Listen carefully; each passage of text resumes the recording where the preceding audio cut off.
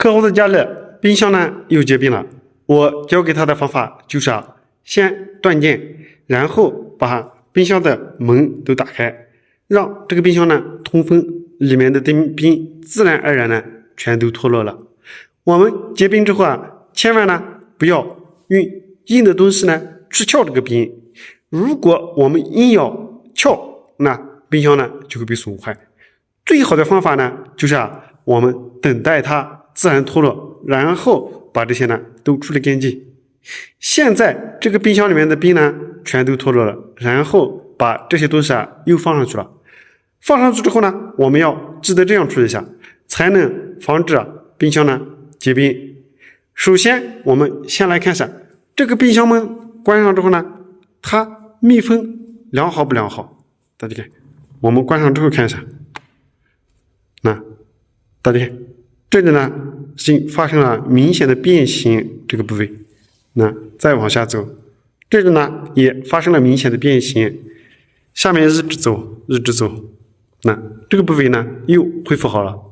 如果遇到这样的现象，那这个冰箱还是会结冰，我们只有把这个呢处理好之后，恢复成原来的这个样子，那冰箱再也不会结冰了。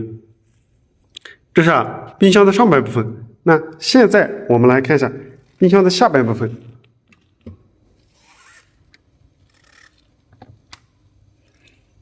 下半部分呢，门关上之后，大家看一下，这里呢开的缝比较严重，大家看，一直往下走，一直往下走，一直往下走，一直往下走。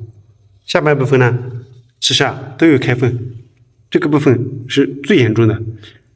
这里呢，外面的热空气、冷空气都会进入到这个冰箱里面，导致这个冰箱里面就会结冰。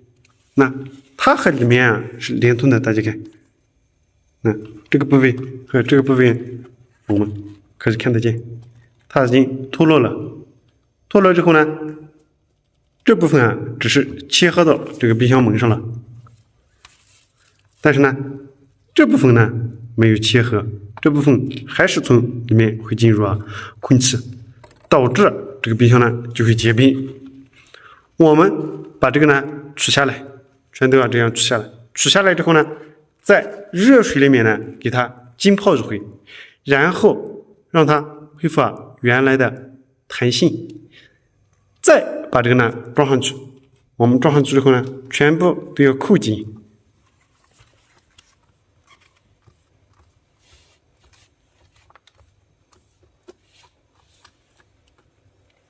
大家看一下，我们全部都要扣紧。如果不扣紧，这个冰箱还是会结冰。现在我们这样做了一下之后呢，它稍微有了一点改变。上半部分呢，我们在这个部分呢也要把它处理一下。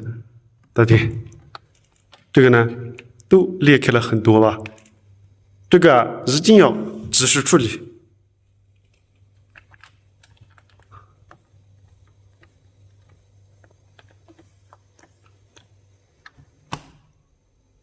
这样呢就比较切合了吧。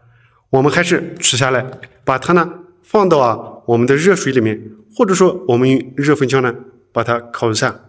如果这样做了之后还是不行，建议大家呢直接把这个呢拆下来更换，把新的更换上，那这个呢立马就会变好了，冰箱结冰的现象就会解决。